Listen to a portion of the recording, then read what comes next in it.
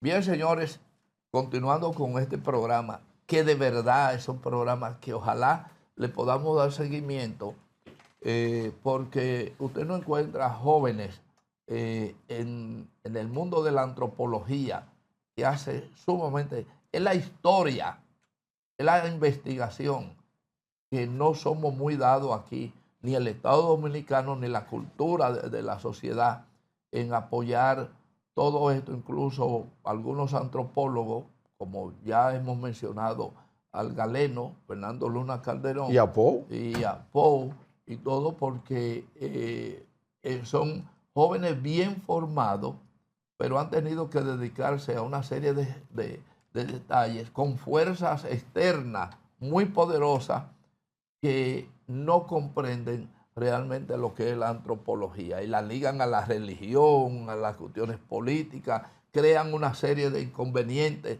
al desarrollo y mucho menos dan los fondos necesarios para la investigación. Entonces, como él señalaba sobre la riqueza del sur en materia de la antropología dominicana, entre ellos ASUA, que es una especie de fuente, una especie de, yo diría que ASUA es un laboratorio científico. En todos los sentidos. En todos los sentidos, incluso en la historia. Biológico. Exactamente, en la historia pre y post colombina. Sí, sí. En ese sentido, pues, con el doctor Pou, queremos que nos dé una pincelada de esas riquezas y de todo lo que falta por la investigación, partiendo del centro del sur, que es Asua, y todos esos alrededores donde se presume o se ha comprobado que existieron unas cantidades de vestigios, vestigios que evidencian nuestra historia. Sí. Bueno, en ese aspecto se hicieron muchos esfuerzos. En el gobierno pasado, a través del Ministerio de Cultura, que dirigió José Antonio Rodríguez, crearon los proyectos descentralizados del Ministerio de Cultura, en los cuales yo participé en varios proyectos realizados en ese orden. Se creó un libro, de la historia general de ASUA, en 2 tomos, en el cual yo participamos 4 personas, historiadores, sociólogos, y a mí me tocó la prehistoria y el tema prehistórico de la provincia de Asua, ¿no? Logramos buscar geólogos importantes que hicieron estudios en Asua. Y ahí se hizo una primera iniciativa. La Historia General de Asua de 2 tomos fue reconocida por la Academia de Historia, la Academia de Ciencias, y está en la Biblioteca del Congreso de aquí de la República Dominicana, que nos reconocieron el libro como un libro de investigación científica muy importante. De hecho, ese libro conllevó a que yo realizara y presentar un proyecto que se llamaba Puesta en Valor del Museo del Dr. Arítides Estrada Torres, que funciona o iba a funcionar en lo que hoy es el Centro Cultural Héctor J. Díaz. El tercer nivel se planificó para crear el primer museo. Un asuano prominente. Sí, él llega a Asua, no era asuano, pero llega a Asua como médico, y como médico desarrolla la investigación, se interesa mucho por los vestigios arqueológicos prehispánicos y crea el famoso grupo de investigaciones antropológicas y arqueológicas en Riquillo. Eso comenzó en la época de Trujillo y Guarí de Moya le dio mucho apoyo al doctor Arítides Estrada Torres por los hallazgos que venían participando, e investigadores extranjeros se asociaron al doctor Arítides Estrada Torres y hicieron investigaciones de mucha importancia para la época. Entre ellos, los primeros vestigios de los restos más antiguos humanos encontrados en la isla, ahí en cuevas en Barrera Mordán, Asua, que databan entre 7.000 y 10.000 años antes de Cristo, que fueron bautizados como los barreroides. Eran primitivos, eran grupos nómadas, cazadores y recolectores, que llegaron, según fuente, de Punta Mono o Monkey Point de Nicaragua, esa zona, en balsa, porque en aquel entonces no existían canoas. Claro. Y no era lo que hoy geográficamente se ve el mar, ¿sabes? Estamos hablando de 10.000 años, y sabes las islas que han desaparecido y todo esto. Pero el sur es rico en todo el sentido. yo que trabajo de la mano con ONG de importancia, ahora mismo estamos trabajando en proyectos de importancia a nivel social, dando asistencia médica, alimentaria. El sur ha crecido en pobreza. De los últimos 5 años hacia acá, el sur se ha incrementado a nivel de la pobreza. Zonas rurales que de un modo u otro estaban saliendo con los programas como Quiqueya Aprende Contigo, programas sociales que llegan. Bueno, en los últimos tiempos ha habido como un desapego, por no decir un abandono, de la gran mayoría de esas comunidades apartadas de extrema pobreza que todavía viven mucho en una casita denominada de tejemaní, que es palito entrecruzado con un lodo, piso de tierra, condiciones que uno diría, bueno, estamos en la época de Lili todavía, cuando uno va a esa zona y ve la cantidad de necesidades que tienen muchas comunidades, comenzando desde Baní a Asua. Entre más el sur es profundo, más se profundiza la agudeza de la pobreza. Y muchas ONG han estado tratando de poner su granito de arena para poder ayudar con algunos de los programas sociales que el gobierno ha mantenido, como Supérate, entre otros. Pero hay que hacer un análisis importante y hay que identificar ya la problemática general que está creando la pobreza en el sur, o sea, que ha aumentado. Ha habido un fenómeno que nosotros estudiamos, cada vez que vamos a un sitio hacemos análisis estadístico y anotamos cosas y vemos cosas.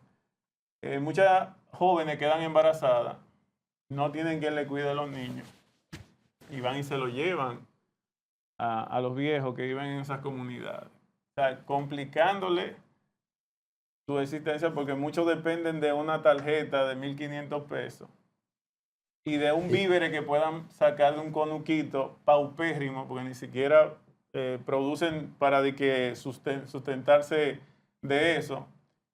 Y entonces usted ve una cantidad de niños que usted dice, pero esos niños no son de esas dos personas adultas. Y investigando hemos visto que muchas madres se van a Bávaro, se van a Santiago, se van a Puerto Plata, y mamá, cuide, yo le mando.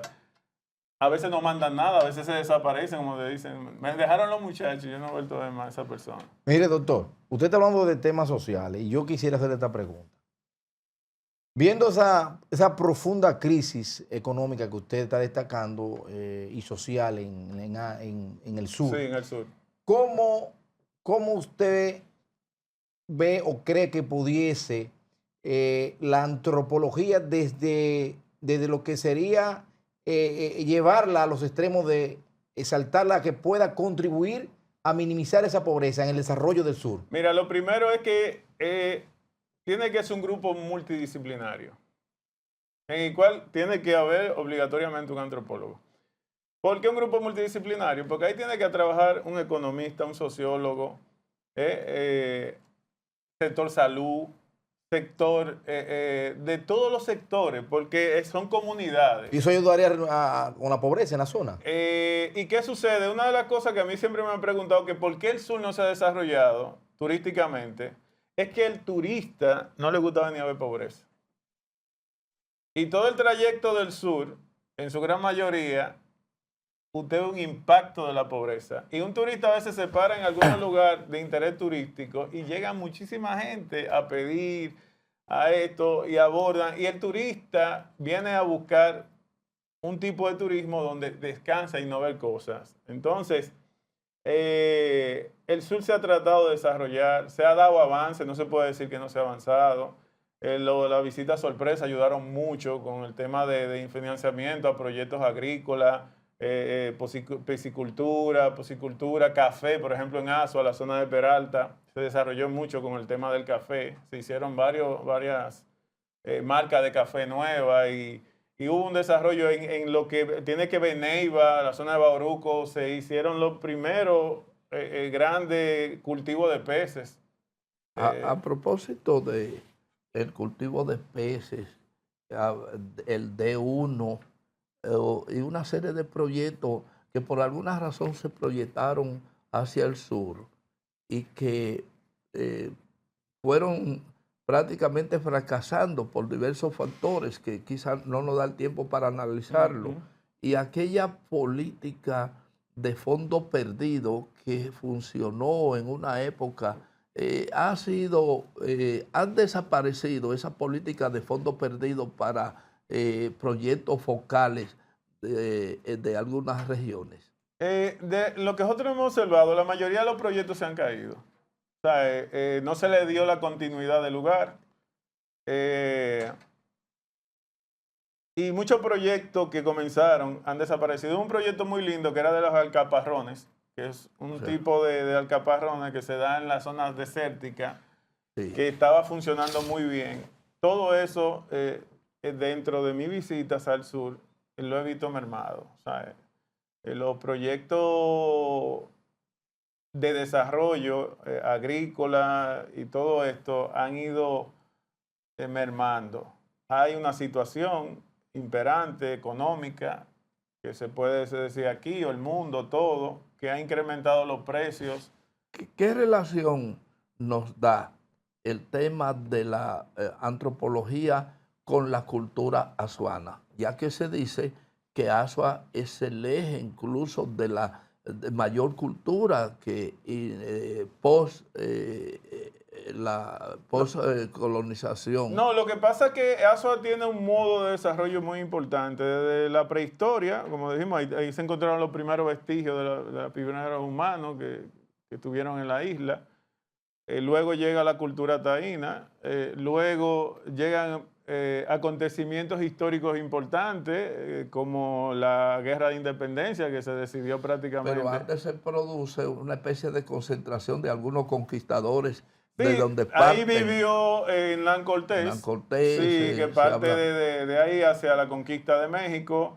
Y hubieron figuras importantes que transitaron por Azua. De hecho, el Palmar de Ocoa, que es un municipio de Azua, fue el primer centro turístico en la época colonial, porque la bahía daba un refugio natural a tormenta, todo esto. Y ahí se dice que funcionaron los primeros hoteles, vamos a decirlo así, coloniales en su época turística. Bueno, mire, doctor, nos quedan pocos minutos. Me gustaría que brevemente, que ya que usted ha hablado de Azua, y es por lo que veo, la antropología puede enriquecer esa zona. ¿Usted no ha empezado un movimiento de hacerle acercarse al senador de la provincia para que pueda motorizar ese trabajo de ustedes, los antropólogos, y que puede saltar económicamente mira, Azua? En lo personal, en Azua se creó el Centro de Investigaciones Antropológicas, Históricas y Arqueológicas, el CRIJA, que funciona en el Centro Cultural de J. Díaz. Mira qué es lo que ha pasado. Volvimos y repetimos, no todo el mundo tiene la cultura del tema de investigación. Entonces, a veces tú te acercas a las autoridades y todo esto, y no muchos le ponen atención, otros no. Es como que no es un tema, diría en la palestra, para ellos comenzar a fomentar ese tema. Y es un tema que tiene que manejarse ya de un interés del Estado, de los estamentos que tienen que ver con esto, que tiene salud pública, también tiene que ver con esto, cultura y otras instituciones que van ligadas a eso. Bueno, entonces hay que hacer un llamado. Vamos por aquí pronto a decirle a la autoridad provincial y sobre todo al senador que se empodere de usted los antropólogos. Por lo que vemos, Azua es una riqueza del país. Azua y que no, se puede, el sur entero. es bueno. Por ahí está el llamado. Don Marco, suyo. Bueno, señores, ha sido prácticamente una introducción al problema. Aquí se debate poco el tema de la antropología. Hay riqueza extraordinaria. Gente que aún no siendo antropólogos hicieron grandes aportes. Claro. Y eso pues es parte de la base de una serie de investigación donde se involucran grupos multidisciplinarios con el objetivo de dar fortaleza al desarrollo. No tenemos más tiempo para seguir conversando con el doctor Alfredo Pou, pero sí vamos a dejar abierta la posibilidad de que lo vamos a comprometer para que frecuentemente venga por aquí y hablemos de todo. Para mí sería un placer y mucho gusto. Bien, bueno, señores, Domingo, pues solamente nos queda despedirnos e invitar a nuestros amigos televidentes a que no se despeguen del punto. Hoy, mañana, pasado y todo, el punto siempre está. Hasta entonces.